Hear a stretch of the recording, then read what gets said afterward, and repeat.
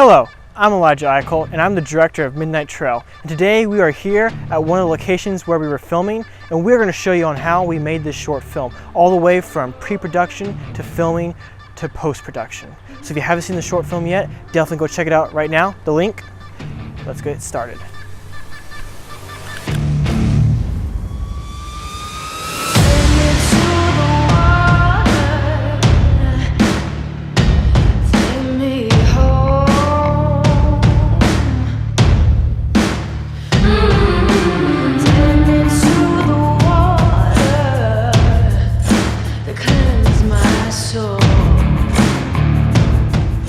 Initially, we were working on a completely different short film in the beginning. For a whole entire month, we were in pre-production with this film, but things ended up not working out. We couldn't meet the budget and we had actors drop out at the same time. So in the aftermath of all of that, I contacted our main actor from our last short film, Christian Bonebreak, and I wanted to see if he wanted to be part of this next film that I was going to be doing. And once we got him on board, I started rewriting the script and I did a location scout. Location scouting gives me the ability to see the location and write a script to it. The next few weeks I wrote the script with help from the writer from the previous short film that did not work out. Then we talked back and forth with the consultants that were part of the film to finally finish the script in October of 2018. During the time that we were writing our script, I had no clue how I wanted to replicate moonlight for the night scenes that we had written into the script. So I went on YouTube and looked up lighting techniques for recreating moonlight at night, and we did our first screen test and it turned out horrible. So I went back on YouTube and ended up finding another technique on replicating moonlight, and I did it for a second screen test, and that technique is a technique that we ended up using because it worked out great. So that technique had 2 LED panels with soft boxes added on them, 15 feet up in the air on light stands. And then usually they were 10 to 50 feet away from where the actor was, and then those lights themselves were about 10 to 100 feet away from themselves. Getting back on track to when we finished the script, the next phase was script breakdowns. Script breakdowns are when you go over every single scene in your script and find out what you exactly need. So for us, a script breakdown looks like this, and it has what cast will be in that scene, what stunts we might need for that scene, what kind of audio gear or dialogue we would need for that scene, what kind of lighting gear we're going to need for the scene, props, special effects, wardrobe, special equipment, makeup and hair, or what kind of sound effects or music we think we might want in there. Once I was done breaking down the script, the next thing to do was a shot list. A shot list helped me visualize what coverage I wanted for every scene. It went all the way down to types of lenses, focal lengths, angles, movements, and so much more for each shot. Now that we did location scouting, writing a script breakdown, shot list, and putting together a cast and crew, it was time to start buying gear and props. But there were 2 props that we could not buy, and that was a trail board and maps. The only way to pull off a trail board with that level of quality was my dad. He's been in the woodworking industry for 30 plus years, and building something like this was just second nature to him. Now with pre-production nearly done, it was time to have a cast and crew meeting to go over the script, sign legal forms, and schedule shoot days with the whole team. A week before our first shoot day, I started doing gear prep. Gear prep is where I was able to test and pack all the gear I needed for filming, and this is something I did every time before a shoot day. On days of filming, we'd usually start off with my director assistant, Alex Fletcher, and I, and we'd bring gear down to that set where we were filming that day. Then we would have a meeting and go over that day's agenda and blocking the scenes. Normally when we were done with the meeting, actors would start showing up, and then we would start setting up gear and props. And then once all that was finished, we'd start going over with our actors on how to say their lines and act and all that stuff for that scene. And then the camera would start rolling. When filming, there were the usual issues we encountered, like filming days being cut short unexpectedly, your shot list, location, and script all conflicting on little details, so much more. When having to wear so many hats on set, you have to be able to improvise and adapt in your situations in order to be able to overcome those obstacles. Sometimes we'd have issues where we were running out of time or last minute changes would happen and I would have to abandon my shot list in order to be able to finish what we were filming that day.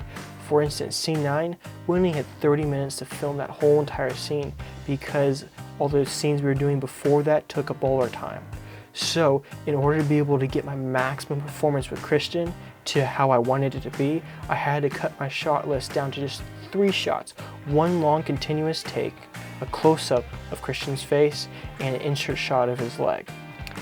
So if I would have just done my initial shot list, we would have taken up so much time that I would not be able to get Christian's performance to where I would want it to be. And since this was a very important shot, cutting my shot list down was very important. After each day of filming, I would take the footage that we had just filmed and put it in my editing software and edit it together. So after 5 days it took to film Midnight Trail, we had a first assembly completely done. First assembly is just pretty much a quick edit of the film, and once we saw our first assembly, we realized we needed to go back and reshoot scene 10 completely and scene 5 completely. And scene 2 just needed to have one shot be redone. Now we're going to take a few minutes to see what it was like to be on set of Midnight Trail. Hey, Vsauce, Michael here. We're on the set of Midnight Trail. Ignore that. We're on the set of Midnight Trail, right? We're setting up for our next scene by the water. Okay, let's go.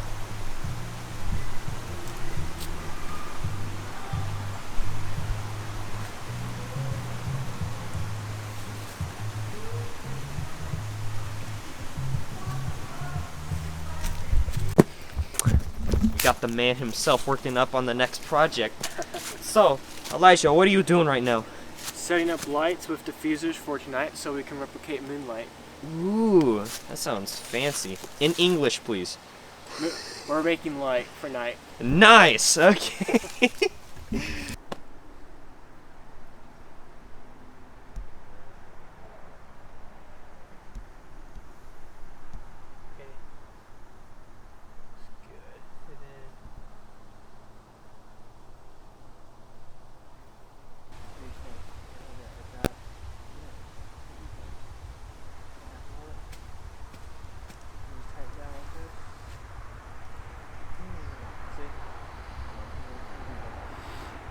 Go.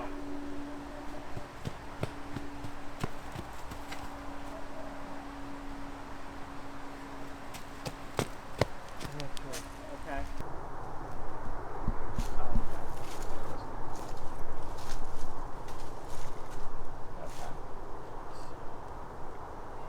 That was. Yeah, we're gonna use the dolly today. Oh, we are? Yeah. Alright, I'll set it up. Wait, do you have it? Yeah, Oh, it's right there. Why you have to mess things up? Because it's Fortnite time. If there must be something in between, right? Something that the time goes by, Yeah. and then he That's he why- feels like he's yeah, we're safe, gonna- right? I was thinking we'd have it cut black for Okay, for a couple good. seconds, and then it'd be like, Like it's yeah. time. Yeah, that's why I told him I want him to go slower. You know what I mean? Okay. Yeah, So it's like that's the he's more point. exhausted. That was the point. Yeah. So Yeah. maybe spend 1 hour. Hello. Okay. Jacob, is that you? And then you'll take a few steps, and then you'll stop. And I'll be like, And whoa. then, no, you'll take a few steps, and then you'll be like, Jacob, don't trip like that. Be like, Jacob, is that you? And then You get put annoyed, and steps, you're like, whoa. I step back and like, I'm I'm done with this. I'm done with this. And then we are gonna go to that one scene that we have already filmed where you're running off. You got it? Hello, here with the crew. Where is he? He's somewhere over there. The crew. First 4 practice takes we did worked perfectly fine. No stupid car. We need someone to go out there and block the road. I'll go. Yeah, we'll let him go, Mr. Munoz. Create a blockade. Yep. Okay, and lights off, and Just there we go. And go. Hello? Jacob? Action.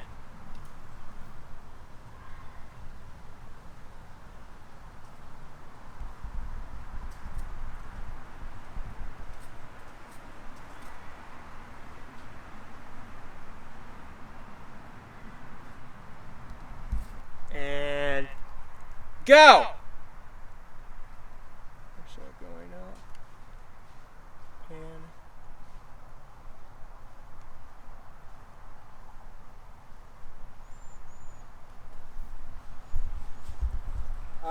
Perfect. Come take a look at this. Heck yeah. And go.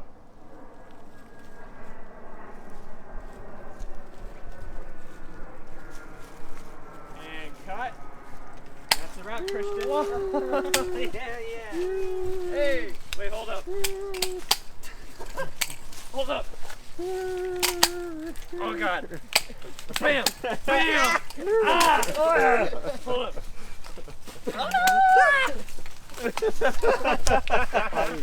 When post-production started, this is what happened. Okay.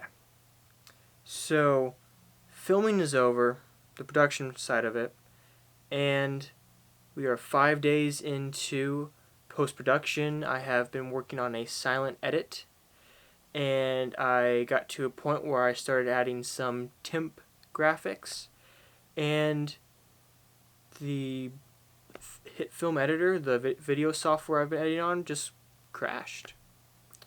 It's very rare for a Mac for that to happen, at least in my cases. And I don't know what really happened so far. I've been everywhere on forums trying to figure out how to solve this issue. The last 2 days I switched hard drives around, thinking that maybe the hard drives weren't working properly or too slow or many other issues. And I finally figured out that HitFilm does not support the operating system I'm on. Well, the version of it. I'm on the newest version of our Mac operating system, and HitFilm does not support that. I guess the only reason why I haven't figured that out for the last few months is that I've never done an edit this big. So, once I got big enough on the edit, the system just crashed. So now, I need to restore my computer to a point where I had an older operating system, and I should be able to restart editing. And yeah. So a week later, I fixed the issue, but the downside to the whole thing is my editing files all got corrupt. So I had to re-edit everything over again. And the moral of that story is never ever do major updates on your operating system or your software, because there's always a chance you're going to have something go wrong and you're going to lose all your data and you're going to have to start all over again. When I finished the first rough draft, I immediately had an editorial meeting with my team and we went over what we wanted to change and stuff like that. And once I made those changes, we had our second rough draft. So in the second rough draft, the main difference from the first rough draft was the opening part. So the opening part you see now in the film is what was changed. So the part where you see an Eickholt film pops up, and then it goes into the sliding shot of the snake. That's what was added in. Then once all that happened, and we made all our little changes, I called the film into a picture lock. Then I sent out the picture lock version with director's notes added in to my GFX artist to go ahead and do the text pop-ups for the film, and then I start working on sound. So if you're wondering what a picture lock means, it just means you make no further changes to the timeline of the film.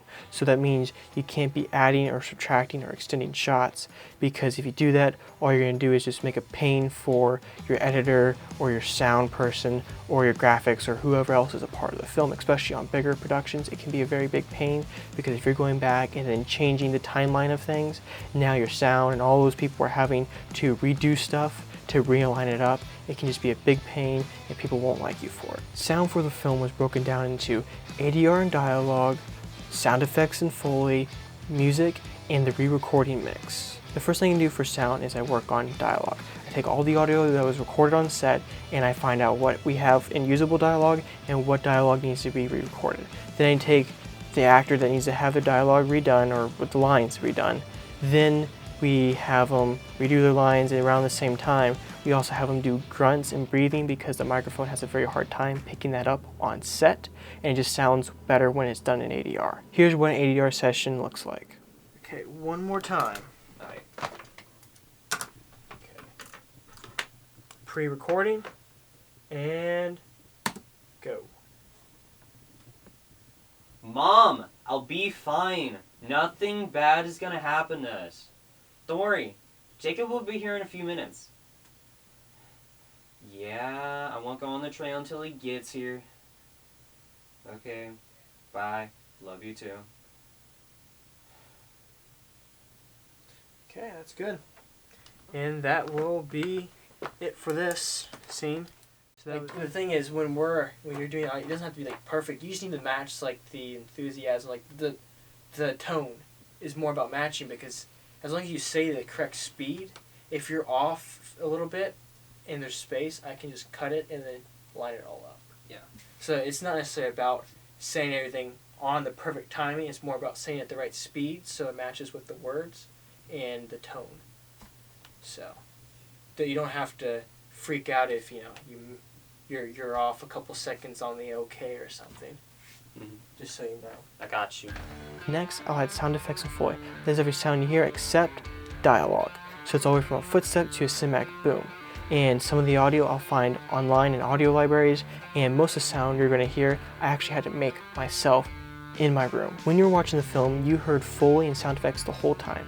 And there were 2 scenes that actually had production audio, so sound that was actually recorded on set in the film, and those 2 scenes had sound effects and Foley added on to give the production audio more life. So the crazy thing about watching the film is that everything you were hearing was pretty much an illusion. I created it after the fact. No.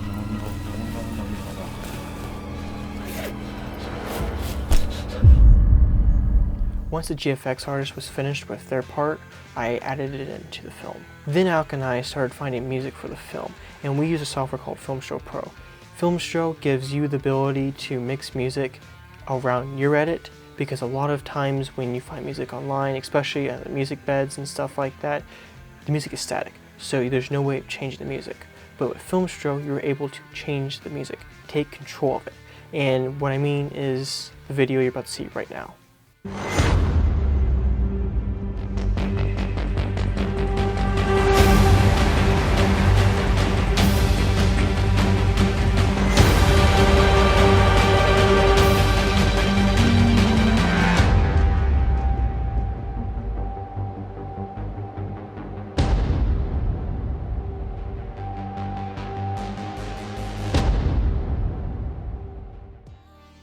Now that we have done dialogue, sound effects, Foley, and music, now it's time to mix everything together. Add fades, pans, audio effects, everything to make it sound like what you hear in the film. Right after this, I start doing color corrections and color grading.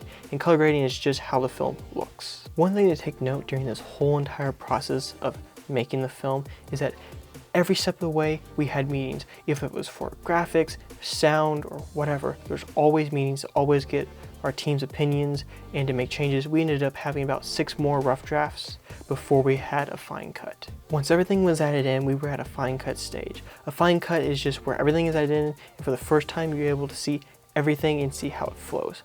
Sometimes there's very little changes are made and the film is practically done, or this is where massive changes are done, like cutting out scenes and changing the whole direction of the film just because it might not be working out because you finally have seen it for the first time complete.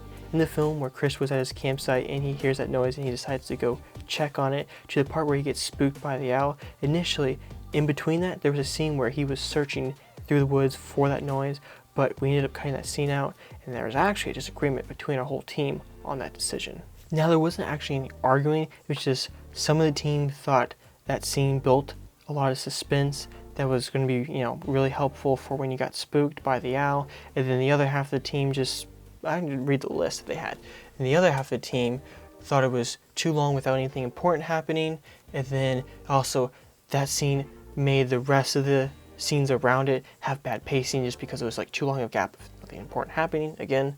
And then since our whole video is based off of YouTube, like it's made for YouTube, we want to make this film as short as possible so there's people aren't hesitating on clicking on the film because it's too long, so that was another reason. So there was 2 versions of the film, one with the now deleted scene added in and one with the now deleted scene taken out. And once everyone saw the version with the now deleted scene taken out, everyone agreed that that was going to be the final version since YouTube is our main target audience. And we also all agreed that if there was a longer short film or say a feature-length film, we would totally want this deleted scene to be added back in. With all the changes made, we reviewed the film one more time and everyone agreed it was done. So with our final cut done, we prepped it for posting on YouTube. and that means we were making the thumbnail, description, tags, closed caption in 6 other languages other than English, and then we posted it on YouTube. And that is the making of Midnight Trail. If you're wondering how long it took to make this short film, it took 7 months to make. Now, the reason why it took that long is because most of us have school, all of us have jobs, and we all have just our regular lives. So we're not able to put all our time into the short film, so that's why it took so long. If the short film was like a job for us, it probably would have only taken about 2 months, 3 months max to make, and that's still a long time. Just alone, I put 550 plus hours of work into the film, and that's not counting anyone else's work. In this video, we didn't get to go in detail about many things, so if there's anything we didn't cover or you want to see us go more in depth about, just leave a comment down below and we'll be more than glad to help. And if we get enough requests for the same thing, we might even make a video. And one last thing, this short film would have not turned out anywhere as good as it did without my amazing team. I want to thank you all for your hard work and dedication you put into this film, and thank you for watching.